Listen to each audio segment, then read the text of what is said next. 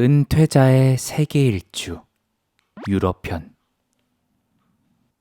2016년 4월 18일 월요일 흐림 8시 30분에 호텔에서 나와 독일의 비펜으로 향했다. 로만틱 가도의 마지막 기착지인 피센까지는 2시간 30분 소요 예상이다. 흐린 날씨 속에 버스는 왕복 4차선을 달렸다. 강폭 가득 강물이 흐르는 곳을 지나는가 하면 푸른 농경지와 숲들이 교대로 나타났다. 사라지는 풍광에 젖은 즐거운 여행길이다. 인구 8,000명의 피센에 도착했다. 이곳에서 차로 10여 분 거리에 노이슈반슈타인 성이 있다. 루트비 2세의 비극적인 생애에 대한 설명을 들으면서 노이슈반슈타인 성 입구에 들어서니 화려한 상점들 속에 많은 관광객들로 붐비고 있었다. 그곳을 지나 커다란 호수 옆 대형 주차장에 도착했다. 이곳에도 버스와 승용차가 만원이다. 좌측 바로 위쪽 산에는 리트비 2세의 어린 시절을 보냈다는 노란색의 독특한 호헨슈방가우 성이 시선을 끌었다. 잠시 성이 있는 언덕으로 올라가서 이곳저곳을 둘러보았다. 그리고 우측 멀리 산허리 언덕에는 운무가 휩싸인 노이슈바인슈타인 성이 신비감이 감도는 풍광에 모두들 탄성을 자아냈다. 이를 대상으로 잠자는 숲속의 미녀의 성이 배경으로도 유명하단다. 백조의 성. 슈방가우 숲속 험한 절벽에 홀로 우뚝 선 장쾌한 풍광. 그림 같은 호수를 거느린 동화 속 나라의 백조의 성. 비운의 루트비 2세 왕의 열정, 영혼의 그림자가 전설처럼 어리어 있다. 다그닥다그닥 마차의 말굽소리. 울창한 숲속을 울리면서 감미로운 향기로 묻어나는 아름다운 자연의 낭만 속으로 흘러들고 신비감이 감도는 물안개 속에 피어오르는 환상적인 신비의 성. 꿈속 같은 고성의 매혹. 눈부신 풍경이 밀려드는 관광객들의 가슴을 탄성으로 흔들고 있었다. 버스 주차장에서 울창한 숲속을 20여 분 올라가는데 쌍두마차 여러 대가 노약자들을 실어 나르는 말발굽 소리가 조용한 산속에 메아리치고 있었다. 백설공주의 배경으로 등장하는 스페인의 에스파냐 세고비아의 아름다운 알카사르 성을 몇 년 전에 둘러보았지만 이곳 독일의 노이슈바인슈타인 성에 대해서는 상당히 궁금했다. 더구나 노이슈바인슈타인 성은 광기의 왕, 공상의 왕이라는 이름을 갖고 있는 루트비 2세가 독일의 전설에 등장하는 곳을 충실하게 옮겨놓은 성으로 잘 알려져 있기 때문이다. 드디어 성에 도착했다. 많은 관광객으로 북적이고 있었다.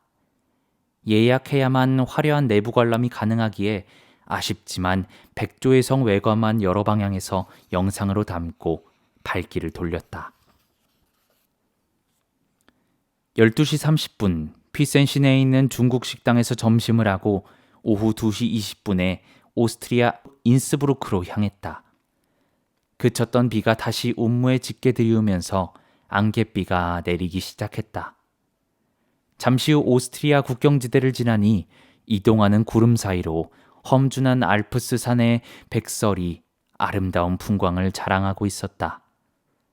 버스는 구불구불 험산을 계속 오르고 산 등선에는 안개구름이 오락가락하고 있었다. 터널을 지나면 푸른 초원이 나타나고 이 높은 곳에도 잔설 사이로 파릇파릇 봄이 오고 있었다. 하늘을 찌를 듯이 솟은 험한 백설의 풍광은 언제 보아도 아름다운 그림이었다. 버스는 숲이 울창한 협곡을 지나고 있었다. 계곡의 안반 위로 새하얀 물보라를 일으키는 골짜기 2차선 길을 지나는데 어느 사이에 철길도 동행하고 있었다. 넓은 지형이 있는 곳에서는 서구식 마을이 그림처럼 나타났다. 가끔은 비도 그치고 안개를 걷어내면 신비로운 알프스 산이 미소 지었다. 특히 인스부르크 시의 입구에 들어서면서 우측의 거대한 산의 흰 구름을 걷어낼 때 눈부신 설경을 영상에 담느라고 버스 내가 소란스러웠다. 오스트리아는 면적 8,300평방킬로미터이고 인구는 866만 명이다. 동계올림픽을 2번이나 개최한 인스부르크는 산악도시답게 깨끗하고 아름다웠다. 먼저 마리아 테레지아로 갔다. 인스부르크 거리의 중심에 있는 번화가이다. 이 거리의 가장 유명한 명소 성 안나 기념탑이 도로 중앙에 우뚝 솟아 있다. 인스부르크 도시의 중심을 남북으로 관통하는 마리아 테레지아 거리는 남편 프란츠 1세와 함께 통치했던 마리아 테레지아 왕비의 이름을 딴 거리로 왕비는 뛰어난 정치가였으며 생전에 16명의 자식을 두었다. 마리아 테레지아 왕비는 프랑스로 시집가 젊은 나이에 단두대의 이슬로 사라진 비운의 왕비 마리 앙뚜아네트의 어머니이기도 하다.